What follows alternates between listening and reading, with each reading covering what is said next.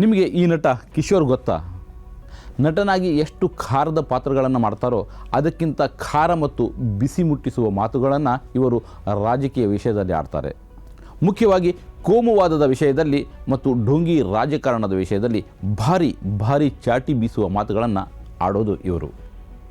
ಈಗ ಯುದ್ಧದ ಬಗ್ಗೆ ಮಾತನಾಡಿದ್ದಾರೆ. ಭಾರತದ ಪ್ರಧಾನಿಯ ದುಸ್ಥಿತಿಯ ಬಗ್ಗೆ ವಿಡಂಬನೆ ಮಾಡಿದ್ದಾರೆ. ಈಗ ನಮ್ಮ ಪ್ರಧಾನಿ ನರೇಂದ್ರ ಮೋದಿಯವರು ಸವಾಲುಗಳನ್ನು ಎದುರಿಸಲು ಒಗ್ಗಟ್ಟಿನಿಂದ ಇರುವಂತೆ ದೇಶಕ್ಕೆ ಕರೆ ಕೊಟ್ಟಿದ್ದಾರೆ. ಪ್ರಧಾನಿ ಮೋದಿಯ ಈ ನಡೆಯನ್ನು, ಈ ನುಡಿಯನ್ನು ನಟ ಕಿಶೋರ್ ಟೀಕಿಸಿದ್ದಾರೆ. Your brand deserves more attention. More leads, more growth. From powerful digital marketing that drives results to smart software solutions that streamlines your business and high quality printing that makes your brand stand out. Tundeja Publicity. ಸಾಮಾಜಿಕ ಜಾಲತಾಣದಲ್ಲಿ post ಹಂಚಿಕೊಂಡಿರುವ ಕಿಶೋರ್, ದ್ವೇಷದ ವಿಷಕಾರಿ Hindu Muslim ಕ್ರಿಶ್ಚಿಯನರೆಂದು ಇನ್ನೆಂದೂ ಒಂದಾಗಲು ಸಾಧ್ಯವೇ ಇಲ್ಲದಂತೆ ಒಡೆದ ನಂತರ ಒಗ್ಗಟ್ಟು ಸಾಧ್ಯವೇ? ನಿಮಗೆ ನಾಚಿಕೆ ಎಂಬುದು ಏನಾದರೂ ಇದೆಯೇ ಅಂತ ಪ್ರಶ್ನಿಸಿದ್ದಾರೆ. ನಿಮ್ಮ ರಾಜಿ ಶರಣಾಗತಿಯಿಂದಾಗಿ ನಾವು ಇನ್ನೂ ಎಷ್ಟು ಸವಾಲುಗಳನ್ನು ಎದುರಿಸಬೇಕು? ನಿಮ್ಮ ತಪ್ಪುಗಳು ರಹಸ್ಯಗಳನ್ನು ಮುಚ್ಚಿಡಲು ನಾವೆಷ್ಟು ಬೆಲೆ ತರಬೇಕು? ಇಲ್ಲ, ನಾವು ಭಾರತದ ಜನ ತಯಾರಿಲ್ಲ ಅಂತ ಹೇಳಿದ್ದಾರೆ ನಟ ಕಿಶೋರ್. ಸಾಮೂಹಿಕ ಕೊಲೆಗಾರರು ಮತ್ತು ಶಿಶುಕಾಮಿಗಳನ್ನು ಅಪ್ಪಿಕೊಂಡು ನಾವು ಯುದ್ಧ ಅಪರಾಧಿಗಳ ಜೊತೆ ನಿಲ್ಲುತ್ತೇವೆ ಎಂದು ಘೋಷಿಸುವ ಮೊದಲು ನೀವು ನಮ್ಮನ್ನು ಕೇಳಿದ್ದೀರಾ? ರಫೇಲ್ನಿಂದ F-16ವರೆಗೆ, ನೋಟು ರದ್ದತಿಯಿಂದ ಕೊರೋನಾ ಲಾಕ್ಡೌನ್ವರೆಗೆ, ಕೃಷಿ ಕಾನೂನುಗಳಿಂದ ಅಗ್ನಿವೀರ್ವರೆಗೆ, ಮಣಿಪುರದಿಂದ ಕಾಶ್ಮೀರ್ ಲಡಾಖ್ವರೆಗೆ ನಿಮ್ಮ ಯಾವುದೇ ಉನ್ಮಾದಭರಿತ ನಿರ್ಧಾರಗಳನ್ನು ತೆಗೆದುಕೊಳ್ಳುವ ಮೊದಲು ನಮ್ಮನ್ನು ಅಥವಾ ವಿರೋಧ ಪಕ್ಷದ ನಮ್ಮ ಪ್ರತಿನಿಧಿಗಳನ್ನು ಅಥವಾ ನಮ್ಮ ಸ್ವಂತ ತೆರಿಗೆಯಿಂದ ನಾವು ಸಂಬಳ ಕೊಟ್ಟಿರುವ ನಿಮ್ಮ ಸ್ವಂತ ಅಧಿಕಾರಿಗಳನ್ನು ಕೇಳಿದ್ದಾರಾ ಅಂತ ನಟ ಕಿಶೋರ್ ಪ್ರಶ್ನಿಸಿದ್ದಾರೆ. ನಿಮ್ಮ ರಾಜಿ ಸರೆಂಡರ್ ಮತ್ತು ಮೂರ್ಖತನದ ಪರಿಣಾಮವಾಗಿ ಬಂದ ಸವಾಲುಗಳನ್ನು ಎದುರಿಸಲು ಈಗ ನಮ್ಮನ್ನು ಕೇಳಲು ನಿಮಗೆ ಯಾವ ಹಕ್ಕಿದೆ? ಇನ್ನೂ ಸಾಕು. ಕೊರೋನಾ ಸಮಯದಲ್ಲಿ ಮಾಡಿದ ರೀತಿಯಲ್ಲಿ ಕುರಿಗಳ ಹಿಂಡಿನಂತೆ ಸಾಯಲು ನಾವು ಸಿದ್ಧರಿಲ್ಲ. ಸತ್ತ 50 ಲಕ್ಷ ಜನರನ್ನು ನಿಮ್ಮ ಕಡತಗಳಲ್ಲಿ ಸತ್ತವರೆಂದೂ ಪರಿಗಣಿಸಲು ಯೋಗ್ಯರಲ್ಲದಂತೆ ಮಾಡಿದಿರಲ್ಲ.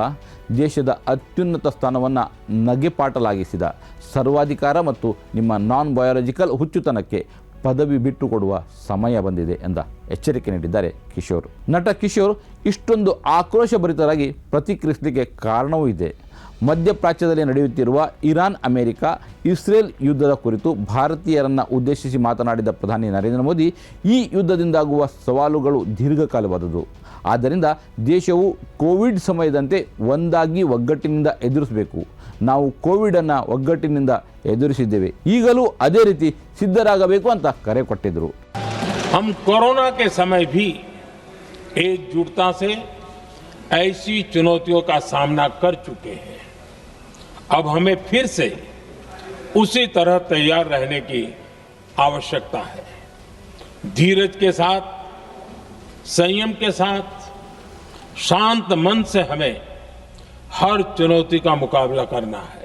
ಇದಕ್ಕೆ ಪ್ರತಿಕ್ರಿಯಿಸಿರುವ ಕಿಶೋರ್, ಯುದ್ಧವನ್ನು ಖಂಡಿಸದ ನೀವು, ಟ್ರಂಪ್ರವರನ್ನು ಟೀಕಿಸದ ನೀವು ಈಗ ಸವಾಲುಗಳನ್ನು ಎದುರಿಸಲು ಒಗ್ಗಟ್ಟಿನಿಂದ ಇರುವಂತೆ ಕರೆ ಕೊಟ್ಟಿದ್ದು ಯಾಕೆ ಎಂದು ಪ್ರಶ್ನಿಸಿದ್ದಾರೆ. ಮೋದಿಯ ವಿದೇಶಾಂಗ ನೀತಿಯನ್ನು ಪ್ರಶ್ನಿಸಿದ್ದಾರೆ. ವೀಕ್ಷಕರೇ, ಈ ಪ್ರಶ್ನೆ ನಿಮ್ಮದೂ ಆಗಿದೆಯಾ ಅಥವಾ ಇದಕ್ಕಿಂತ ಭಿನ್ನವಾದದ್ದು ಹೇಳಲು ಏನಾದರೂ ನಿಮ್ಮ ಬಳಿ ಇದೆಯಾ? ಇದ್ದರೆ ಕಮೆಂಟ್ ಬಾಕ್ಸ್ನಲ್ಲಿ ಹೇಳಿಬಿಡಿ. ಧನ್ಯವಾದ. ಈ ಕಾರ್ಯಕ್ರಮದ ಪ್ರಾಯೋಜಕರು ಗಡಿಯಾರ್ ಗ್ರೂಪ್ ಆಫ್ ಕಂಪನೀಸ್,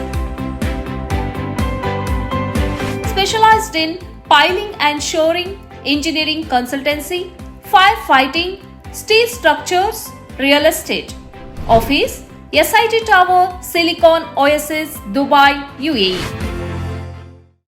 ಸ್ನೇಹಿತರೆ, ನಿಮ್ಮ ಅದ್ಭುತ ಬೆಂಬಲದಿಂದ ಸನ್ಮಾರ್ಗ ನ್ಯೂಸ್ ಚಾನೆಲ್ ಈಗ 2 ಲಕ್ಷ ಸಬ್ಸ್ಕ್ರೈಬರ್ಗಳನ್ನು ದಾಟಿದೆ. ಇದು ನಮ್ಮ ಯಶಸ್ಸಲ್ಲ, ಇದು ನಿಮ್ಮ ಯಶಸ್ಸು. ನಮ್ಮ ಮುಂದಿನ ಗುರಿ 4 ಲಕ್ಷ. ಇದು ಕಷ್ಟವಲ್ಲ. ನೀವು ಮಾಡಬೇಕಾದದ್ದು ಸಿಂಪಲ್. ನೀವು ಸನ್ಮಾರ್ಗ ನ್ಯೂಸ್ ಚಾನೆಲ್ ವಿಡಿಯೋವನ್ನ ನಿಮ್ಮ ಸ್ನೇಹಿತರಿಗೆ, ಕುಟುಂಬದವರೊಂದಿಗೆ ಹಂಚಿಕೊಳ್ಳಿ ಮತ್ತು ಅವರಲ್ಲೂ ಸಬ್ಸ್ಕ್ರೈಬ್ ಮಾಡಲು ಹೇಳಿ. ನೀವು ಶಕ್ತಿಯನ್ನು ಕೊಡಿ, ನಾವು ನಿಖರ ಸುದ್ದಿ ಕೊಡ್ತೇವೆ. ಧನ್ಯವಾದಗಳು.